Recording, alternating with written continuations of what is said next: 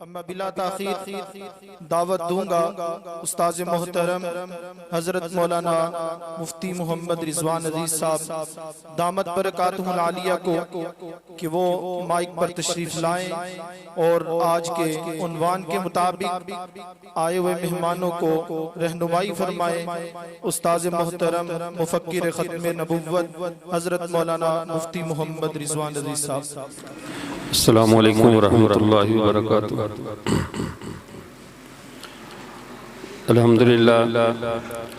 अल्हम्दुलिल्लाहिल्लज़ी जअलल हक़्क़ जअलो वला युला वस्सलातु वस्सलामु अला मन क़ाला ला नबिय्य बअदी वला रसूला व अला आलिहि व अस्हाबिहिल्लज़ीना तबअहुहुम बिइहसानिन इला यौमिल जज़ा। क़ाला अल्लाहु तबारक व तआला वमा खलक़्तुल जिन्ना वल इंसा इल्ला लियअबुदून। वक़ाल नबी सल्लल्लाहु अलैहि वसल्लम ख़ियारुकुम ख़ियारुकुम लिअहली औ कमा क़ाल अलैहि अस्सलातु वस्सलाम। मेरे वाजिबुल एहतराम मुअज़्ज़ज़ सामीन इज़ाम, इंसान के लिए अल्लाह ताला ने जो इस दुनिया का सेटअप बनाया है, इस दुनिया का एक निज़ाम बनाया है, इस निज़ाम के बनाने से असल मकसद इंसान को तकलीफ़ देना या तकलीफ़ में रखना नहीं है। इंसान इस दुनिया में अल्लाह के अहकामात के मुताबिक इस आर्जी ज़िंदगी को गुजार कर इसको अपनी आखिरत को कामयाब बनाने के लिए एक इम्तिहान गाह के अंदर मौजूद शख्स है। बकिया तमाम मखलूक़ात जितनी भी मौजूद हैं वो सब की सब मखलूक़ात अल्लाह की तरफ से इम्तिहान के तमाम मराहिल से, क़यामत के तमाम नताइज से वो बरी ज़िम्मा है। इस धरती पे काश्त करके उसको बर्दाश्त करना, इस ज़मीन के ऊपर अपनी की गई मेहनतों का आखिरत में जाकर सिला पाना, इसके लिए मुकल्लफ सिर्फ दो मखलूक़ें हैं, एक इंसान है और एक जिन। जिन्नों और इंसानों को अल्लाह ने अपने अहकामात का मुकल्लफ बनाया है। और फिर यहाँ पे बुनियादी बात ये भी जहन में रहे, जब अल्लाह ताला अपनी बंदगी और इबादत का तज़किरा फरमाते हैं कि वमा खलक़्तुल जिन्ना वल इंसा इल्ला लियअबुदून, कि मेरा मकसद जिन्नों और इंसानों को बनाने से उनका बंदगी करना है, इबादत करना है, तो हमारे मुआशरे में और हमारे जहनों में फौरी तौर पर जो चीज़ आती है वो सिर्फ इतनी है कि जो हमारी इबादत है, जिन इबादत को हम करते हैं, नमाज है, रोज़ा है, हज, ज़कात, हम इन्हीं को इबादत और बंदगी समझते हैं। ये इस्लाम का एक बहुत छोटा सा पहलू है कि हमारी इबादत कैसी हैं। हम तहज्जुद गुजार हैं, हम तलावत करने वाले हैं, हम 5 वक़्त नमाज बाजमात पढ़ने वाले हैं। तो इसको आप यूँ कहें कि ये इस्लाम की महज एक चौथाई है। चौथा हिस्सा इस्लाम का इन इबादत का नाम है। और इबादत का वो 3 हिस्से दीन, जिस दीन का ताल्लुक इंसान के मामलात के साथ है, इंसान की तजारती ज़िंदगी के साथ है, इंसान के लेन देन और रिश्तेदारियों के मामलात को निभाने के साथ है, उसको हम हर इंसान की पर्सनल लाइफ कहकर, शख्सी ज़िंदगी कहकर उसके बारे में हम खामोशी इख्तियार कर लेते हैं, या यूँ कहिए कि हम आंखें बंद कर लेते हैं। और ये हमारे इस मुआशरे का एक बहुत तल्ख पहलू है, बल्कि हमारे मजहबी मुआशरे का भी यही समझ लीजिए, यही हाल है कि हम लोगों ने इबादत को या यूँ कहिए कि खुदा की बंदगी को चंद इबादत तक महदूद कर दिया है कि ये चंद इबादत के मजमूए का नाम दीन इस्लाम है। हालांकि जो दीन इस्लाम है ये मुकम्मल ज़ाब्ता हयात है। हम इंसान ज़मीन पर अपनी मनचाही ज़िंदगी के लिए नहीं हैं। हमारे कौलो फेल के हम अल्लाह के यहाँ जिम्मेदार हैं। हमारे लेन देन, हमारा उठना बैठना, हमारी घरेलू ज़िंदगी, हमारी बाजार की ज़िंदगी, कोई लम्हा भी हमारा ऐसा नहीं है जो शरीयत की छतरी से बाहर हो और हम उसको अपनी मर्जी से गुजार सकें। ये हमने इस मामले में इन अलमियों को जन्म दिया, हमने इस मामले में इस हद तक सुस्तियां और कोताहियां की कि उन सुस्तियों के बायस, उन कोताहियों के बायस दीन पहले हमारे घरों से निकला, हमारे बाजार से निकला, हमारी शख्सी जिंदगी से निकला, और सिर्फ नमाज रोजे तक दीन महदूद होकर रह गया। और आज जब भी कहीं भी कोई मजहबी प्रोग्राम की बात हो तो फौरन उसके बारे में मुतबादर लोगों के जहन में फौरी बात यही आती है कि नमाज रोजे की बात होगी, दीन की बातें होंगी, बस यही होगा कि नमाज पढ़ा करें, तलावत किया करें, बस इसी का नाम है। बिल्कुल ये बहुत अच्छी बात है, ये दीन की एक जरूरत है और ये बात होनी भी चाहिए, लेकिन उससे ज्यादा जरूरी इस मुआशरे में, उससे ज्यादा अहम इस मुआशरे में और हमारे मुसलमानों की सोसाइटी में हमें जिंदगी के शख्सी मामलात का सीखना ज्यादा जरूरी है। हमारे मर्द के ऊपर बहसियत मर्द के, हमारी औरत के ऊपर बहसियत औरत के क्या जिम्मेदारियां हैं, एक बाप के ऊपर बहसियत बाप क्या हकूक नाफिज हैं, औलाद के ऊपर बहसियत औलाद के उनकी शरई जिम्मेदारियां क्या हैं, बीवी बहसियत बीवी के क्या उसके हकूक हैं, क्या उसके वाजिबात हैं। अब किसी को किसी मामले की कुछ खबर नहीं है, और हम बकिया सारी जिंदगी अगर यूं कहें अल्फाज सख्त ना हो और आप इसको बर्दाश्त करने का हौसला रखें, तो असल बात यह है कि हम में और जानवरों में बकिया जिंदगी के अंदर सिर्फ इतना फर्क रह गया है कि हम मुहज्जब जानवर हैं और वो गैर मुहज्जब जानवर हैं। बकिया जिंदगी हमारी ऐसी बन चुकी है, शादी ब्याह, खुशी गमी, हर तरह के जिंदगी के तमाम तर मामलात में हमारी जिंदगी सिर्फ एक मुहज्जब, हम इंसान हैं, हम बोलने वाले जानवर हैं और दूसरे जानवर इंसानों की तरह बात नहीं करते। बकिया मामलात में कोई इतना खास फर्क हमने नहीं छोड़ा। उसके अब अमसला को देखिए, उस मामलात को देखिए। नबी करीम सल्लल्लाहु अलैहि वसल्लम जो दीन हमें देकर गए हैं, उस दीन की पहचान क्या है, उसमें बंदे को परखा कैसे जाता है। हजरत उमर रजी अल्लाह तआला के पास एक आदमी ने इतनी बात कही, फलां शख्स बहुत ईमानदार है, बहुत नेक और साले है। फरमाया क्या तूने उसके साथ कभी कोई मामला किया है? उन्होंने कहा मैंने तो कभी कोई मामला नहीं किया। कहा क्या इसके साथ तूने कभी सफर किया है? कहा जी सफर भी नहीं किया।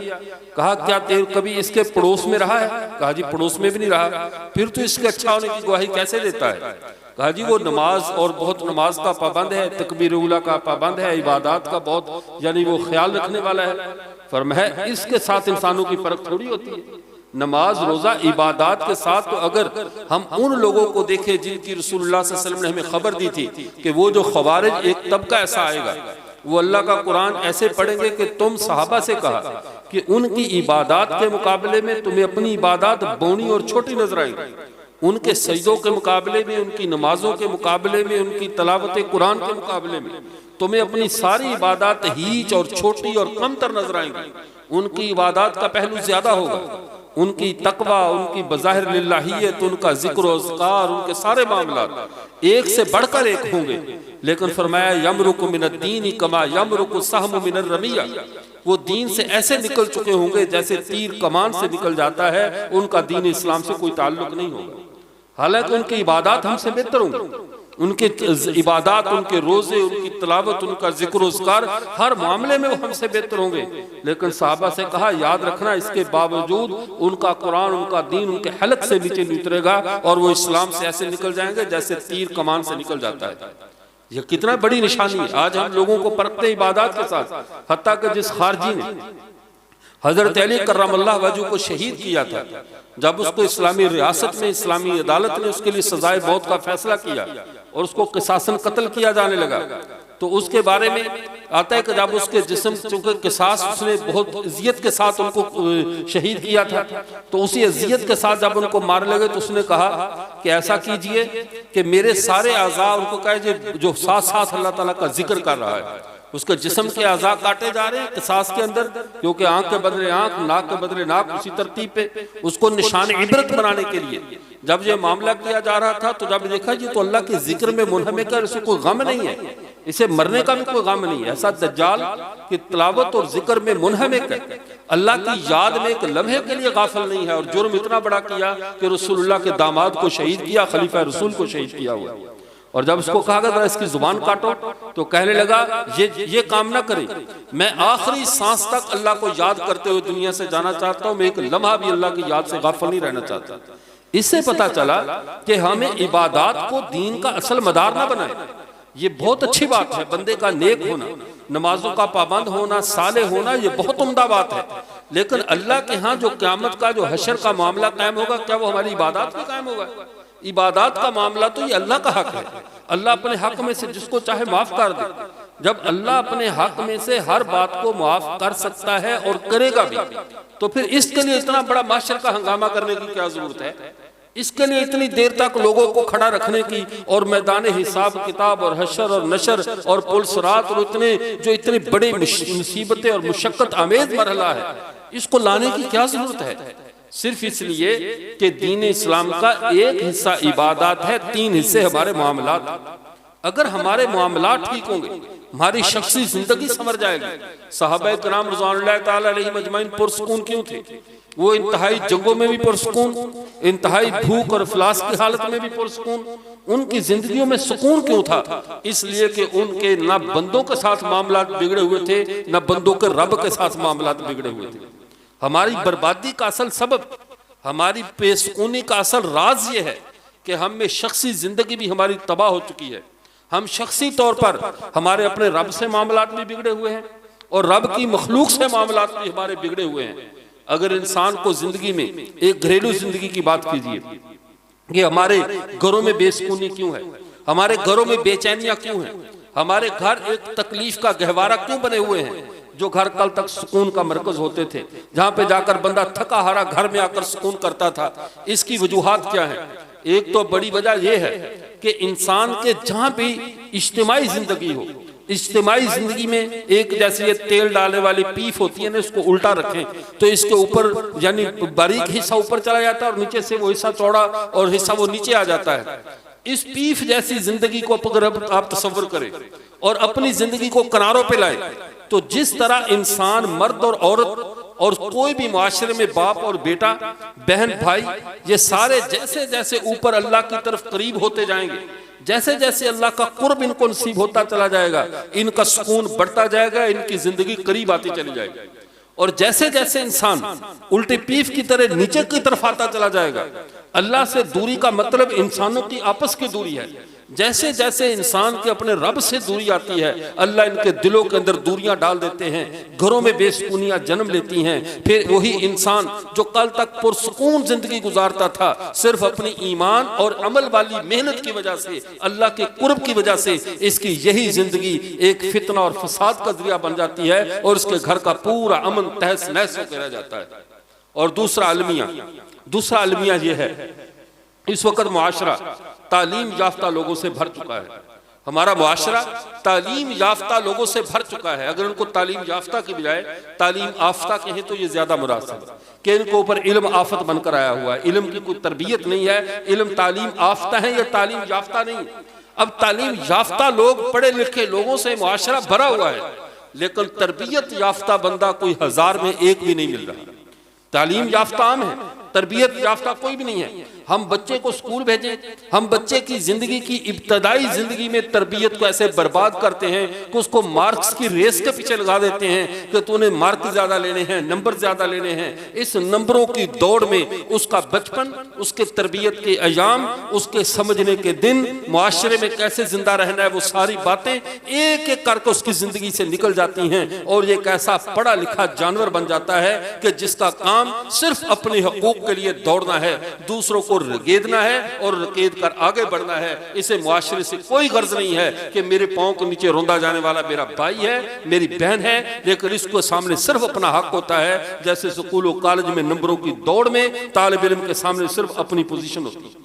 हमने ये तालिब इल्म का जीन हमने बनाया, उसको मुस्तकबिल को बर्बाद हमने किया, उसको कैसे घुड़ दौड़ के मैदान में खड़ा कर दिया कि यहाँ पर उसने हर हाल में पहली पोजीशन लेनी है। पीछे क्लास के अंदर 60 बच्चे, वो किस कंडीशन में हैं, किस सतह पे जाते हैं, इससे उसे कोई गर्ज नहीं है। ये वो जिंदगी की गलत तरबियत का ट्रैक है जिस पर हम बच्चों को चला देते हैं। फिर पूरी जिंदगी उनकी इसी सतह पर चलती है कि वो उनके यहाँ सिर्फ अपना मफाद अजीज होता है, अपना मकसद अजीज होता है, बकिया ना उनको किसी के एहसासात की खबर है, ना किसी के जज्बात की खबर है। नतीजा ये निकलता है ऐसा शख्स मुआशरे के लिए दर्द सर बनकर रह जाता है। हम दर्द सर खुद बने, हमने अपने बच्चों की तरबियत की वजह से यहां से मामले को हमने बिगाड़ा। बच्चों की तरबियत कैसे होती है? नबी करीम सल्लल्लाहु अलैहि वसल्लम के एक सहाबी हैं जिन्होंने आप सल्लल्लाहु अलैहि वसल्लम का अपने बचपन में जमाना पाया।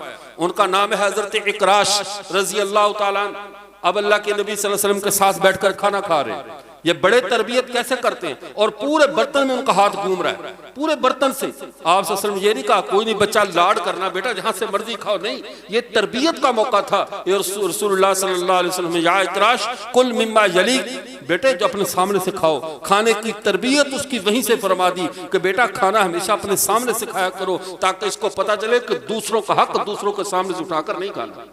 जिसकी इस बच्चे को खाना खाते हुए तरबियत कर दी जाए। और हमारे माशरे में क्या होता है, बच्चा भी बोलना शुरू करता है, बजाय उसको कलमा सिखाने के, बजाय उसको अच्छे अक़वाल सिखाने के।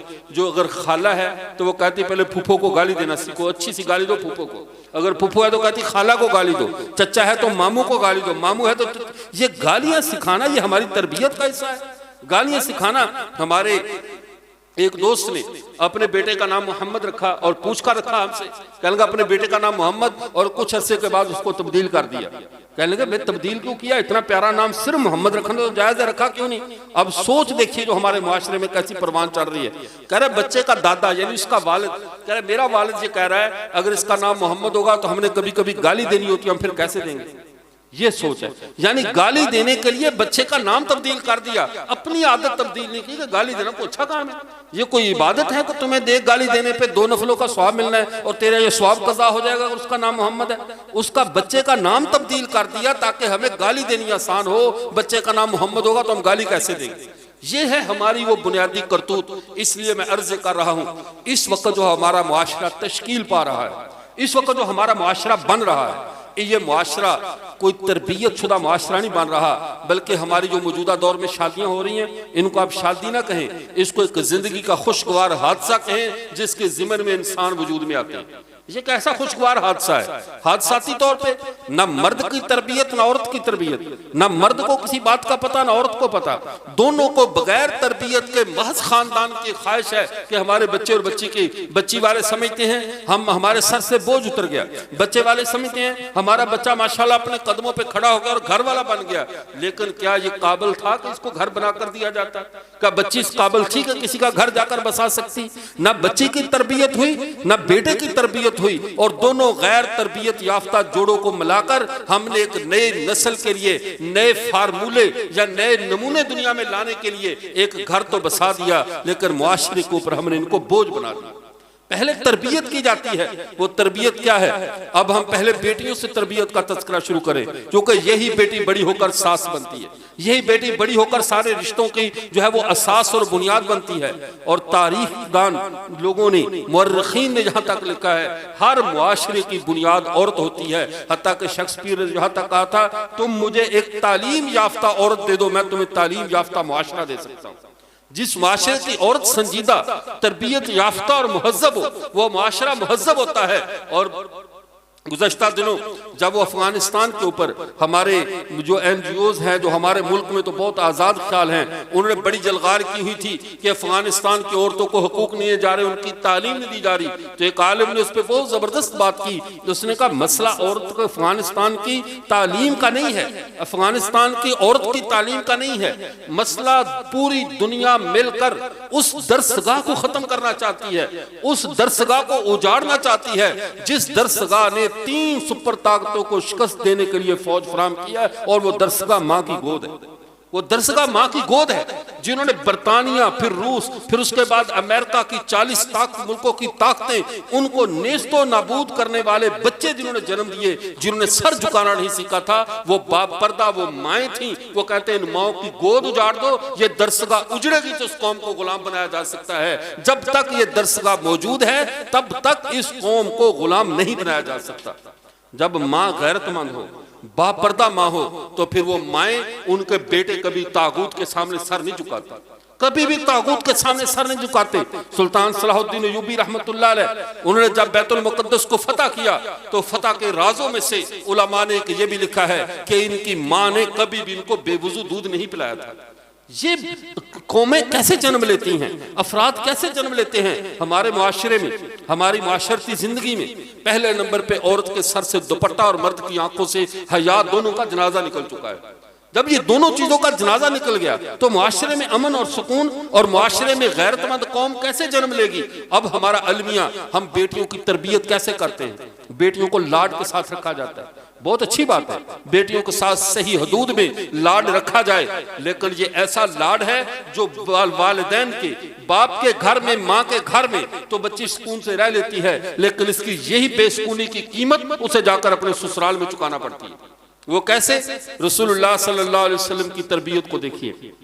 आप सल्लल्लाहु अलैहि वसल्लम मदीना में गुलाम आए, उनको तकसीम फरमा रहे हैं। सैयदा फातिमा ज़हरा रज़ी अल्लाह तआला अन्हा आती हैं, आकर दरवाजे पे खड़ी हुई देखा तो सारा कुछ तो तकसीम हो चुका है, खामोशी से वापस चली गई। आप सल्लल्लाहु अलैहि वसल्लम को खबर मिली और आकर क्या फरमाया, पीछे आए, आकर कहा बेटी आप खैरियत से आई थी? कही या रसूलल्लाह जब गुलाम आए थे सबको गुलाम मिल रहे थे, मेरे दिल में ख्याल है मैं भी जाऊं और जाकर गुलाम लेकर आऊं, ताकि मुझे भी घर में खादिम की जरूरत है जो घर में चक्की चलाए, बाहर से कुएं से पानी लेकर आए और घर के काम काज करे, छोटा मोटा गुलाम मुझे भी मिल जाता कोई बच्चा खिदमत के लिए। अब देखिए सैयदा फातिमा ज़हरा रज़ी अल्लाह ताला अन्हा, ये वो औरत हैं कि अगर पूरी नस्ल इंसानी को भी इनकी नौकरी पे खड़ा कर दिया जाए, पूरी नस्ल इंसानी मुसलमान आंख झपके बगैर इस घर की नौकरी करने के लिए तैयार है। लेकर रसूलुल्लाह सल्लल्लाहु अलैहि वसल्लम ने क्या फरमाया?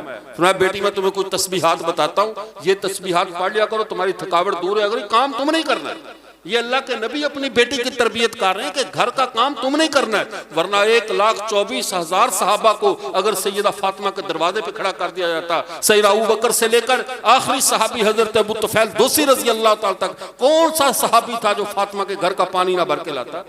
कौन सा था? लेकर रसूलुल्लाह का तरबियत की। औरत की इज्जत ससुराल में काम करने के साथ होती है, हड हरामी के साथ औरत की ससुराल में इज्जत नहीं होती।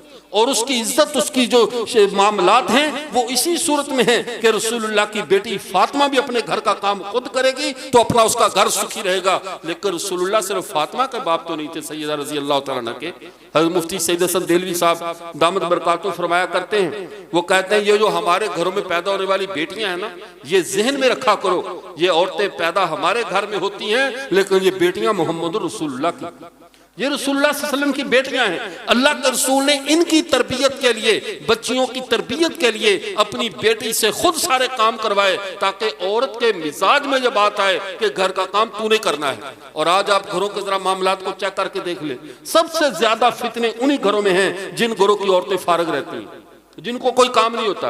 सफाई करने वाली काम वाली आ गई, सारे काम बर्तन उसने धो दिए, अब स्वाए इनके पास घर में मसरूफ रहने के, कहते वो मेरे तो दोनों हाथ निकले काम के, दिल को थामा उनका दामन थाम के। इन औरतों के तो दोनों हाथ बड़े काम के होते हैं, फारग औकात में भी ये जा तो चुगली में, गीबत में, किसी के मामलात में ऐसे मसरूफ रहेंगी। इनका आसान हल यही है, औरत को घर की चार दीवारी में फारग न रखो, औरत को घर की चार दीवारी में इतना मसरूफ रखो काम में कि उसको ना चुगली का एहसास हो, ना किसी की गीबत का, ना किसी का अच्छा बुरा सोचने का, उसकी सारी सोच अपने घर को संवारने पे मौकूफ हो। लेकिन वो घर को संवारे कैसे? कसर तो वालिदैन निकाल कर भेज देते हैं कि तुमने कोई बात नहीं, आगे जाकर काम ही करना है, वालिदैन के घर में अय्याशी कर लो, फिर इस अय्याशी की कीमत जाकर ससुराल में भरना। फिर ससुराल में आगे चलिए, आगे जो वसूल करने वाली सास साहिबा हैं उनके लिए असल में हमारे यहाँ पे एक लतीफे के तौर पे समझने लेकर बात हकीकत यही है। हजरत फरमाने लगे मुफ्ती सईद देलवी साहब कि अल्लाह ताला ने जब कहा ना इन्नी जाइलुन फिल अर्ज़ि खलीफा, मैं जमीन पर एक खलीफा बनाने लगा हूँ, उस खिलाफत के लफ्ज का जो इतलाक था वो मर्द और औरत दोनों पे होता है। अल्लाह ने दोनों को अपनी खिलाफत के लिए चुना है, तो जब दोनों को खिलाफत के लिए चुना तो खलीफा बनकर हुक्म चलाने की आदत और अहकामात मर्द और औरत दोनों में बराबर रखे हैं। मर्द को तो हुक्म चलाने का मौका कई जगह मिल जाता है, कई जगह उसके अहकामात चलाने का मौका मिल जाता है, लेकिन औरत जब छोटी है तो बेटी या हुक्म नहीं चलता, ना बाप पे चलता ना भाइयों पे चलता है। बड़ी है तो भाइयों के माथे अब भी हुक्म नहीं चलता, शादी हो गई तो खामद के माथे अब भी हुक्म नहीं चलता। अब इसकी शान खिलाफत का इजहार तब होता है जब इसके हाथ में एक बहू आ जाती है, फिर सारी अपनी बादशाहत, सारे अहकामात, सारी अपनी आमरीयत और फिरौनियत, जितना कुछ भी हो सकता है, सब का सब बहू पर चलाकर कहती है मैं जमीन पर खुदा की खलीफा हूं और मैंने तेरे ऊपर हुक्म चलाना है। ये इसके मिजाज में शामिल है।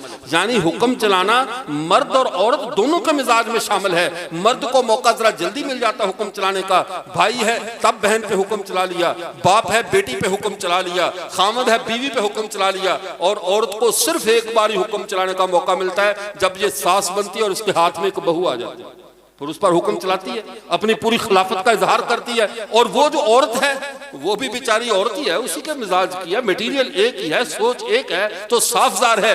एक ही तरह का जब दोनों का खमीर है, वो हाकमियत को कबूल नहीं करती, ये हाकमियत चलाना चाहती है। और जो खामद होता है वो बेचारा कभी माँ और अपनी बीवी के दरमियान सैंडविच बनकर रह जाता है। उसे समझ में नहीं आती मैं माँ की फर्माबरदारी करूं या अपने बच्चों की माँ की फर्माबरदारी करूं। अब वो दो यानी दो उसके मसाइल में उलझ कर खामद रह जाता है। इसका अलमिया क्या है? ये जो आज इतनी जालिम सास बनी है, अलमिया इसका भी यही था कि ये भी बगैर तरबियत के इस मकाम तक पहुंची। इसको नहीं पता था कि आने वाली तेरी बेटी है, उसको तूने बेटी की तरह डील करना है। और आने वाली बेटी है वो भी अगर सास को माँ की तरह डील करे और जो सास है वो बहू को बेटी की तरह डील करे, तो कभी भी घर का सुकून बर्बाद नहीं हो सकता। घर के सुकून की बर्बादी का असल सबब यह है कि अपनी बेटी सारी उम्र बेटी रहती है, अपनी माँ सारी उम्र माँ रहती है, न सास माँ बनती है न बहू बेटी बनती है। अगर ये मामला यहाँ पे ठीक हो जाए कि बेटियां बहु बेटियां बन जाएं और सासों को अपनी माएं समझकर उनकी खिदमत को सादत समझें और वो भी बेटियां समझकर कबूल कर लें, तो यही हमारा मुआशरा जन्नत नज़ीर मुआशरा बन सकता है। दूसरा अलमिया जिसकी वजह से हमारे घरों के सुकून बर्बाद होते हैं, उसमें मर्दों की एक बहुत बड़ी कोताही। हम अपनी बाहर की जिंदगी को घर में लेकर चले जाते हैं। बाहर हमारे दुकान पे मामलात खराब है, हमारी दुकान लॉस में जा रही है, हमारे मसाइल बाहर के हैं, वो सारे मसाइल हम घर की दहलीज के अंदर साथ लेकर जाते हैं, जिसका नुकसान क्या निकलता है? बच्चे इंतजार में होते हैं कि हमारा बाप आएगा, वालिदैन इंतजार में है कि हमारा बेटा आएगा, बीवी इंतजार में है कि घर में मेरा खामद आने वाला है। लेकिन घर में जो दरवाजे के अंदर दाखिल होता है, ना वो बेटा है, ना खामद है, ना बाप है, वो एक बिजनेसमैन, हारा हुआ बिजनेसमैन है, वो एक परेशान ताजर है, वो एक परेशान मुंशी है, जिसके आज हिसाब किताब में 200 रुपए साथ नहीं मिल रहे, 500 रुपए साथ नहीं मिल रहे। अब नतीजा क्या निकला? अब वो सारी टेंशन जो बाहर की थी लेकर घर आ गया। अगर ये जब दुकान का दरवाजा बंद कर रहा था, अपनी सारी दिन की परेशानियां भी वहीं रखकर घर में फ्रेश आता, खुशी के साथ आता, हंसता हुआ आता, तो कम से कम इसको ये रात के 8-10 घंटे तो हंसी खुशी गुजारने का मौका मिल जाता, सुकून मिल जाता, घर वाले भी सुकून से रहते, ये भी सुकून से रहता। मर्द सारी परेशानियां लेकर घर में आ घुसता है, जिसकी वजह से घरों का सुकून सरासर बर्बाद हो जाता है। इस पर एक वाकया मुझे याद है। हमारे एक दोस्त थे, उनसे मैं कपड़े की दुकान थी, मैं कपड़े लेकर उससे आ गया, तो उसने ना रात के तकरीबन 1:30 बजे फोन किया और फोन करके क्या पूछ रहा है? कह रहा है कि आपके जहन में कोई है कि मैंने आपकी मौजूदगी में कोई 500 रुपए कहीं खर्च किए हो? मैंने कहा यार ये मुझे समझ में नहीं आ रहा। वो यहाँ पर कोई शेख साहब बैठे हो तो नाराज ना हो, वो शेख था। तो कहने लगे आप परेशान ना, कहने लगे कि वो मैंने 500 रुपए खर्च किए, आपके जहन में कुछ आ रहा है, कुछ याद है? मैंने कहा हाँ मुझे याद है कि आपने 500 रुपए बिल्कुल दिए थे, वो समोसे मंगवाए थे मेहमानों के लिए। तो कह रहे वो मैंने गले से उठाकर दिए थे, कुछ आपको याद हो? मैंने कहा नहीं आपने अपने पर्स से दिए थे। खैर उसने हिसाब किताब किया, फिर फोन बंद कर दिया। दूसरे दिन उसने जोर के बाद फिर कॉल की, कहने लगा जी बहुत मेहरबानी, आपने हमारा मसला हल कर दिया। मैंने क्या हुआ? कहने लगा आज जब मैं घर में गया हिसाब किताब दे रहा था, मेरे बाप ने कहा ये 500 की रोकड़, जो रोकड़ कहते हैं हिसाब किताब, ये साथ नहीं मिल रहा है, इसको मिलाओ फिर सोना है। दूसरा कह रहा रात को 1:30-2 बजे जाकर हमारा वो मसला हल हुआ, तब बाप ने सोने की इजाजत दी और कहा अगले दिन सारा दिन दुकान बंद रखो, एक दिन आमदन ना हो, 10 दिन ना हो मुझे कबूल है, लेकिन आए हुए पैसों में से 1 रुपए गुम हो जाए ये मुझसे बर्दाश्त नहीं है, इसका हिसाब देना होगा। अब उसको बाप ने भी बेटा समझकर नहीं वेलकम किया घर में, बल्कि उसको दुकानदार और मुलाजिम समझकर बुलाया। एक रात का पूरा सुकून घर का बर्बाद हुआ या नहीं हुआ? ये है हमारा अलमिया। दुकानों का हिसाब घरों में, बाहर की परेशानियां घर में, बाहर लोगों के मामलात घर में। खुदा के लिए अगर आप मर्द हैं तो मर्दों के मामलात बाहर की मार्केट में निपटाएं, घरों में जाकर ना निपटाएं।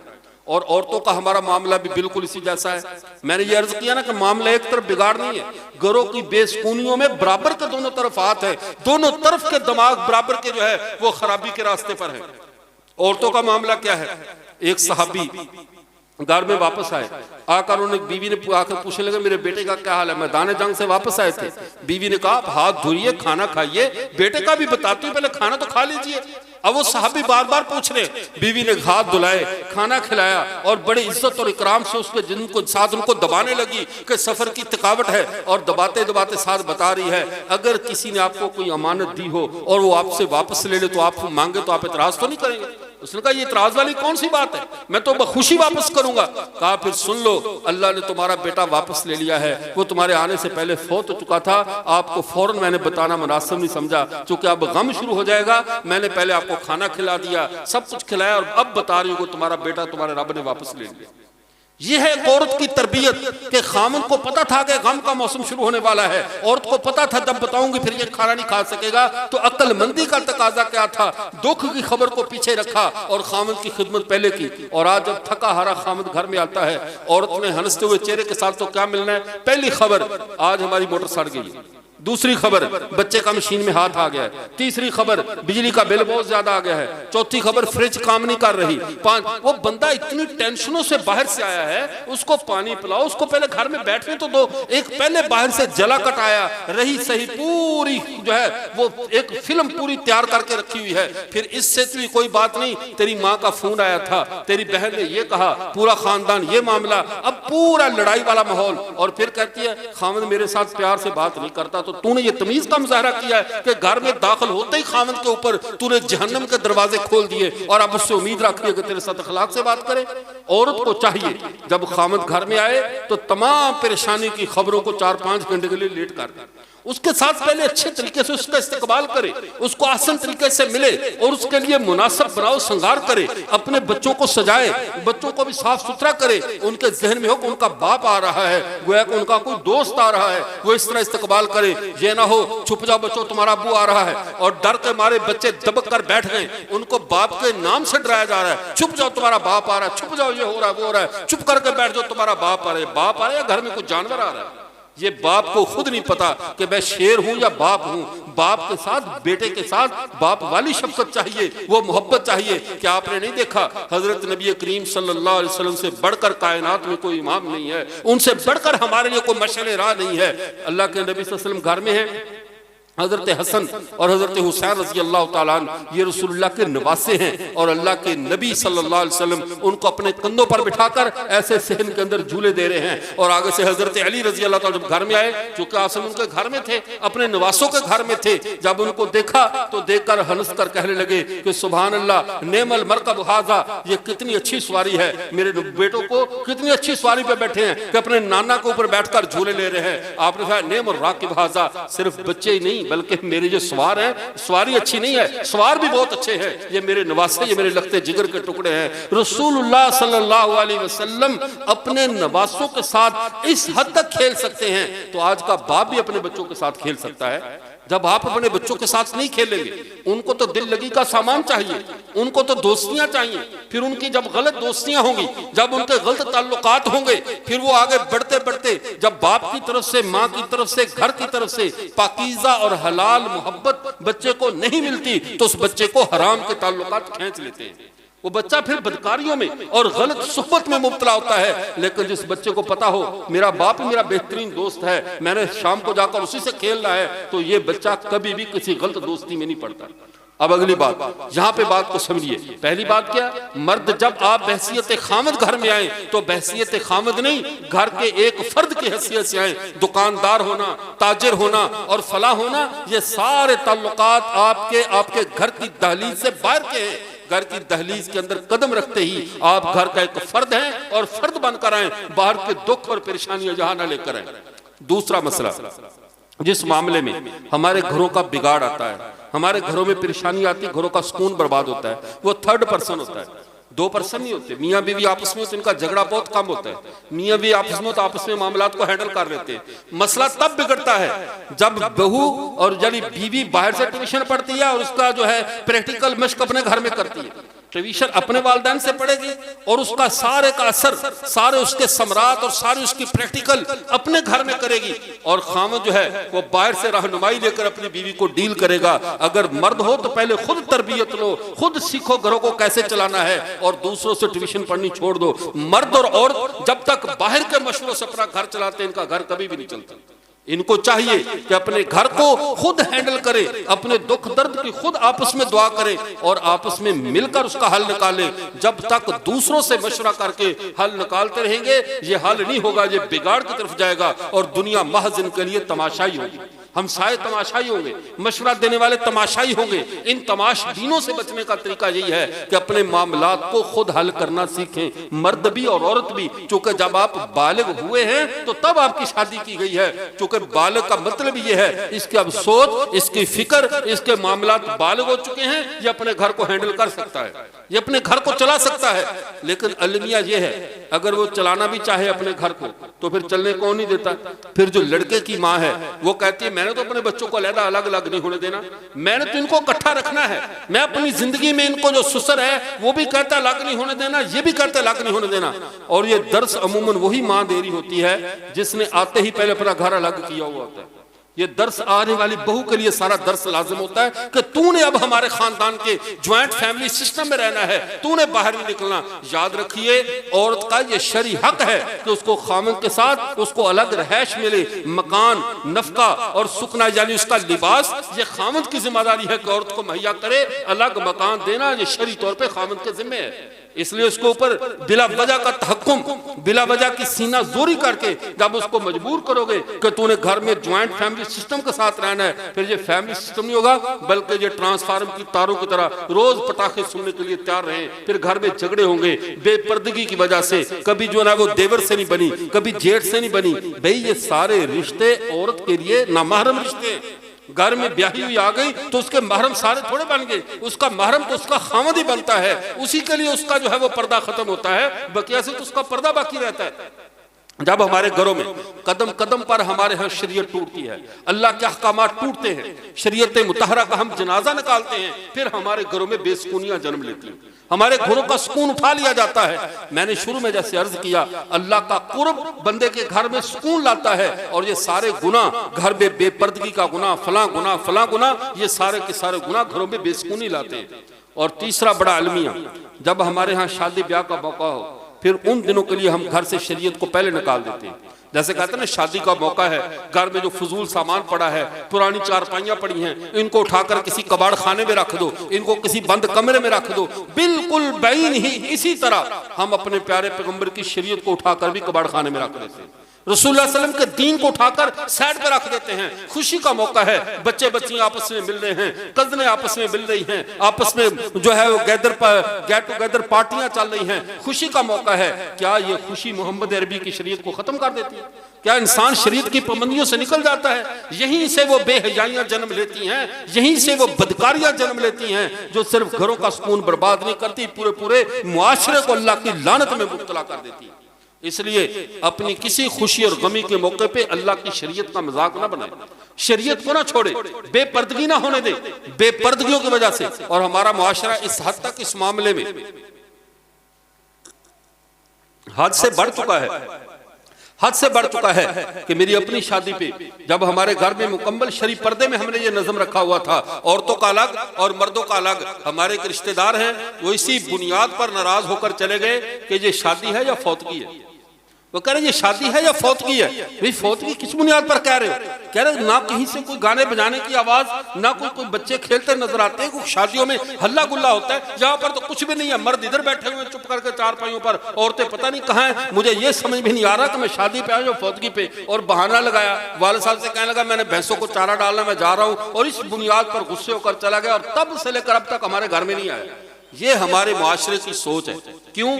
क्योंकि जब शरीयत पर अमल होगा तो सबसे पहले अपनों से टकराना पड़ेगा, और ये सबसे बड़ा मुश्किल काम है। इंसान हर एक को राजी कर लेता है, लेकिन रिश्तेदार नाराज ही शरीयत के अमूर पे होते हैं। सबसे पहले शरीयत मुतहरा पर अमल होगा तो नाराज। अगर खामद कह दे अपनी बीवी के शरीफ पर्दे के बारे में, तो सब सारा घर डंडे उठाकर खड़ा हो जाता है कि तू नई शरीयत लेकर आ गया, हमें नहीं पता इससे कहां का पर्दा बनता है। औरत का पर्दा फराहम करना, उसको बापर्दा जिंदगी देना, ये खामद की जिम्मेदारी में शामिल है। अगली बात को समझने, हमारे यहाँ जब हम अपने बच्चों और बच्चियों को जहाँ पे दीगर दुनिया की तालीम देते हैं, जहाँ पर दूसरे हम अमूर उनको सिखाते हैं, उनको आला आला तालीमात से हम नवाजते हैं, वहाँ पर हम कम से कम ये भी जहन में रखा करें, हम इन बच्चों को एक खुशगवार जिंदगी गुजारना भी सिखाएं। और खुशगवार जिंदगी कैसे आती है कि इंसान अपने हक को छोड़ना सीखे, बच्चों को अपना हक छोड़ना सिखाएं। और हक छोड़ना कैसे सिखाना है? हमारे यहाँ हम अपने बच्चों और बच्चियों को हक पे लड़ना सिखाते हैं, हक छोड़ना नहीं सिखाते। और घरों का सुकून हक छोड़ने से मिलता है, हक पर लड़ने से नहीं मिला करता। हक छोड़ने से सुकून मिलता है। नबी करीम सल्लल्लाहु अलैहि वसल्लम के हदीस मुबारका में क्या है? जो शख्स अल्लाह की रजा के लिए अपने हक को छोड़ दे, मैं उसके लिए जन्नत में एक महल का वादा करता हूं, मैं मोहम्मद उसे महल दूंगा जन्नत में। अपने हक को छोड़ो। हमारा हक का मसला क्या है? बीवी का एक हक है, एक तकाजा है, जरूरत है, उसने उसको किसी वजह से खामद के सामने रखा और खामद पूरा नहीं कर सका और उसने छोड़ दिया, उस पर झगड़ा नहीं किया। खामद का एक हक था, तकाजा था, अपनी बीवी के सामने अपना हक रखा, तकाजा रखा, और बीवी ने उसको पूरा करने से इनकार कर दिया, तो इसने अल्लाह की रजा के लिए छोड़ दिया। जब इंसान अपने हक को यानी छोड़ना सीख लेता है, तो बेसुकूनी आधे से ज्यादा खत्म हो जाती है, झगड़े आधे से ज्यादा खत्म हो जाते हैं। हम में से असल अलमिया यह है, हम सब ने अपने हक के लिए लड़ना सीखा है, अपने हक को छोड़ना नहीं सीखा हुआ। अपने बच्चों और बच्चियों को सिखाओ। अगर आपने अपने घरों को पुरसुकून रखना है, अपने घरों में पुरसुकून जिंदगी गुजारनी है, तो आपको 100 में से 80% अपने हकूक छोड़ना सीखने होंगे। अपने हकूक छोड़ छोड़ कर चलो, और हदिया करके और तकल्लुफ करके चलो। और हर मामले में फिर दूसरी बात, मर्द और औरत ये दोनों घर का असल सुकून का सबब होते हैं। औरत इसलिए होती है लितस्कुनु इलैहा, ताकि औरत के पास अपने आदमी घर में आए तो उससे सुकून मिले। और मर्द कैसा है? रसूलुल्लाह सल्लल्लाहु अलैहि वसल्लम ने फरमाया, ख्यारुकुम लिअहली, तुम में सबसे अच्छा मर्द वो है जो अपनी औरतों के लिए, एक हदीस में जो मौजम कबीर तिबरानी की है, फरमाया ख्यारुकुम लिनिसाई, और एक है लिअहली, फरमाया अच्छा मर्द वो है जो अपनी औरतों के लिए अच्छा है, और दूसरी रिवायत में एक अच्छा मर्द वो है जो अपने घर वालों के लिए अच्छा है। अगर इंसान अपने घर वालों के लिए अच्छा नहीं है, बाहर जितना मर्जी हाजी साहब बनकर फिरता रहे, उसकी अल्लाह के यहाँ कोई वक़्त नहीं है। अल्लाह के यहाँ वक़्त तब बनेगी जब उसका अखलाक अपने घर वालों के साथ ठीक होगा। हमारे यहाँ चूंकि अब हमारे इंतजामिया ने मर्दों और औरतों का दोनों का इकट्ठा इज्तिमा रख दिया, इसलिए सारी बातें इकट्ठी समझानी पड़ रही है। इसलिए मर्दों की ख्वाहिश है, मैं नहीं चाहता कि आप पर इतना रगड़ा लगे कि जब आप शाम को घरों में जाएं तो आपकी क्लास लग जाए कि देखा नहीं मौलवी साहब ने क्या कहा था। और ना मैं उनके बारे में कहना चाहता हूं कि आप जाकर उनको ताने दें कि सुनकर नहीं आज क्या सुना था। तो मैं बराबरी की बात कर रहा हूं कि खुदा के लिए ये बिगाड़ मर्दों की तरफ से भी है, औरतों की तरफ से भी है। दोनों को अपने मामलात को दुरुस्त करना होगा। और फिर जो मैंने अर्ज किया, घर की खबर, मर्द की खबर औरत तक, औरत के खानदान तक, और औरत की को चाहिए इसकी खबर अपने खानदान तक, ये कभी ना पहुंचाएं।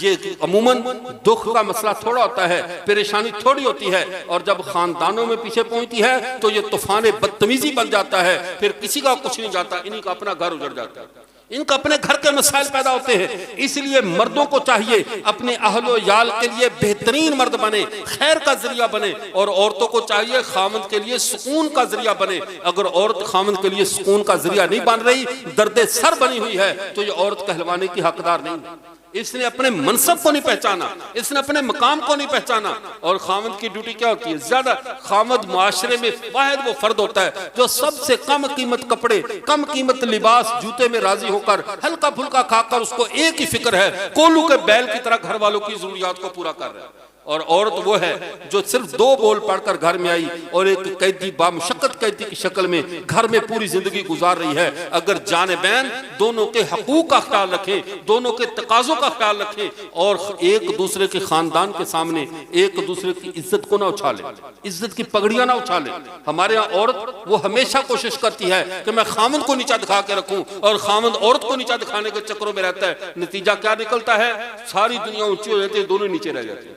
दोनों नीचे रह जाते हैं, मुआशरे के मुहज्जब फर्द नहीं बन सकते। अगर मुआशरे का मुहज्जब फर्द बनना है तो सबसे पहले मर्द और औरत दोनों को अपने मामलात को दुरुस्त करना होगा। मर्द को औरत के मकाम और मर्तबे को पहचानना होगा। ये वो औरत है जो चंद बातों पे तुम्हारे साथ आई है, बाइज्जत तरीके से तुम्हारे घर में आई है। इसलिए शरीयत ने कहा हुन्ना लिबासुल लकुम व अंतुम लिबासुल लहुन। मर्द का लिबास औरत है, औरत का लिबास मर्द है। अब दोनों के मामलात को ढांपना ये मर्द का काम है, औरत के मामलात को संभाले, औरत का काम है मर्द के मामलात को संभाले। अगर दोनों एक दूसरे को उरिया करने पे आ जाएं तो फिर दोनों का नहीं, एक का नहीं बल्कि दोनों का ही घर बर्बाद होगा, दोनों का सुकून खत्म हो जाएगा।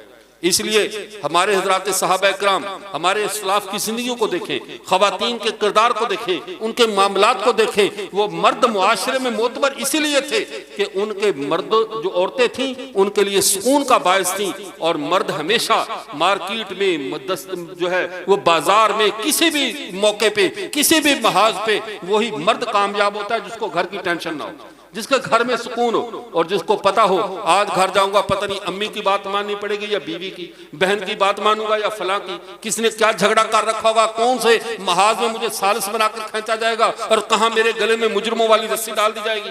तो ये मर्द क्या बाहर खाक काम करेगा? इसलिए औरतों को चाहिए अपने तकाजे, अपने मामलात अपनी जात तक रखा करे, मर्दों तक ना पहुंचाया करे, इल्ला ये को कोई बात वहां तक पहुंचाना जरूरी हो जाए।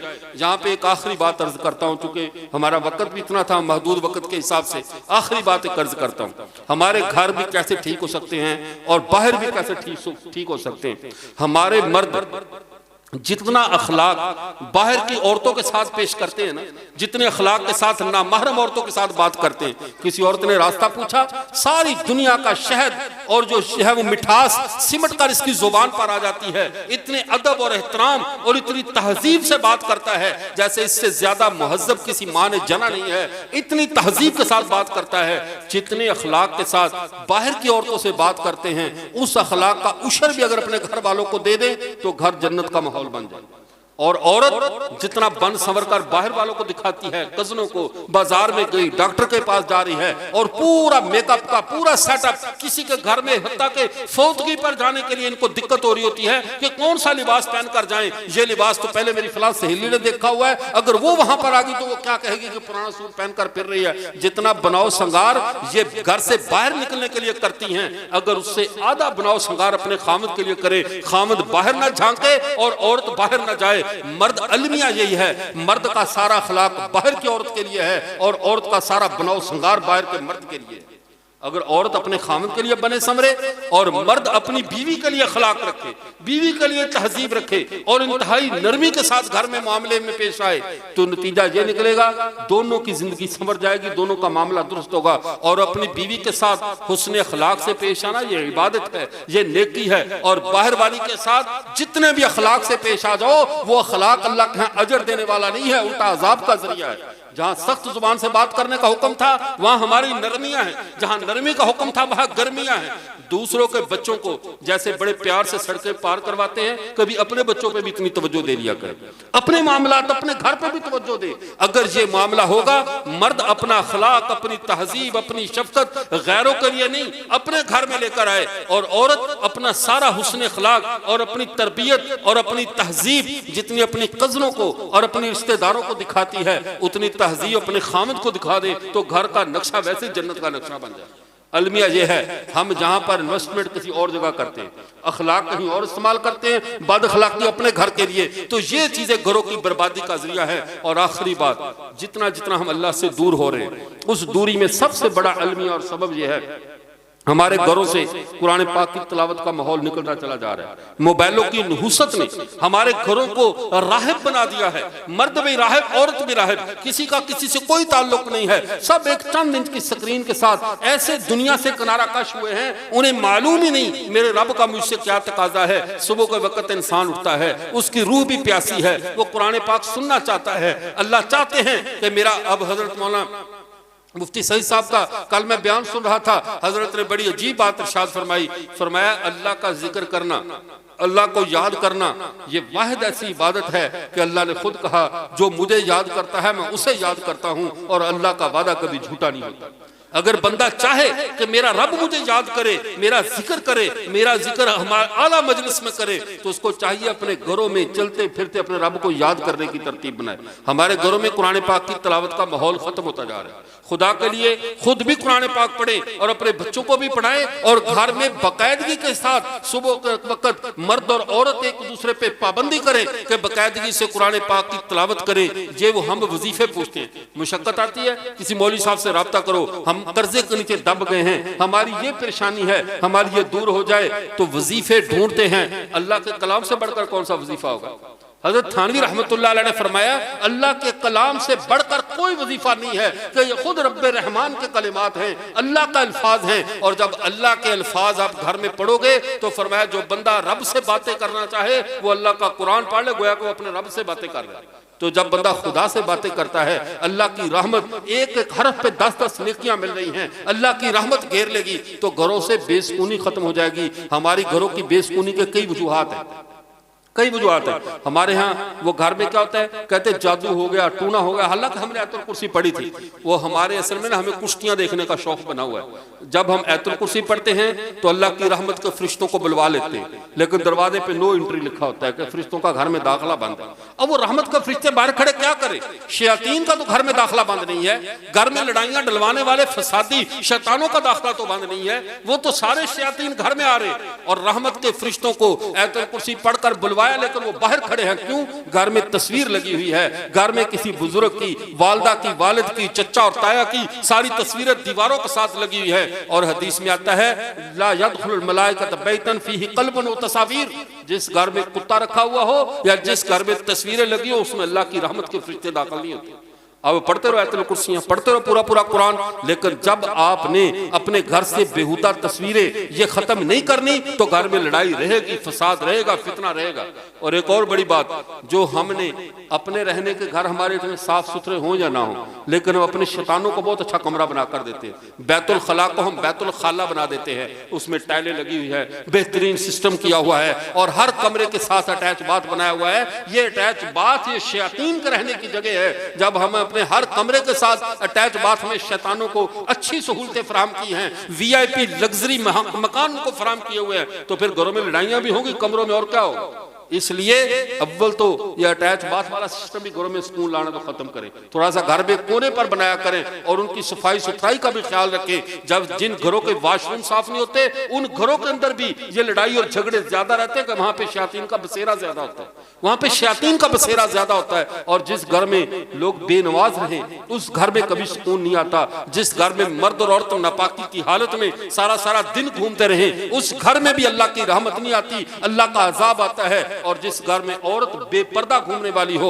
औरत अपने सर पे दुपट्टा न ले, वैसे घर में घूमती रहे, इस घर में भी अल्लाह की रहमत नहीं आती, अल्लाह की तरफ से लानत बरसती है। और जिस घर के बच्चों को अल्लाह और अल्लाह के रसूल की तालीम नहीं दी जाए बल्कि दुनिया ही सिखाई जाए, उस घर से भी अल्लाह की रहमत उठ जाती है। इसलिए हम इन सब बातों का ख्याल करें, अपने घर में बहसियत इंसान के जाएं, खामद बाप बेटे और भाई की हैसियत से घरों में जाएं, दुकानदार ताजर और मुलाजिम की हैसियत से घरों में ना जाएं, और बीवी खामद की जरूरियात का, खामद बीवी की जरूरियात का, सास बहू को बेटी समझे, बेटी बहू जो है वो सास को माँ समझे। जब ये काम होंगे तो इंशाल्लाह हमारे घर जन्नत नज़ीर बन जाएंगे। अल्लाह ताला हम सब के घरों में हमें सुकून नसीब फरमाए, हमारे घरों में हमें कुरान पाक की तिलावत करने की तौफीक अता फरमाए। वाखिर दावाना अल्हम्दुलिल्लाह।